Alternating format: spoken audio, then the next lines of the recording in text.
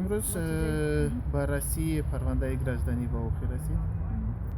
суд даъвое ки Шаҳбоз Мирзоев пешниҳод карда буд барои рӯёндани зарари маънавии моддӣ қисман қонеъ гардонида зарари маънавӣ ба маблағи 4000 сомонӣ ва зарари моддӣ бошад ба маблағи 36000 сомонӣ рӯёнда шуд. дар баромади худ намояндаи қушунҳои сарҳаддӣ аз суд хоҳиш кард ки парванда қатъ карда шавад. мо талаб карда будем ки зарари маънавӣ ба маблағи 180000 сомонӣ ва зарари моддӣ 97000 сомонӣ,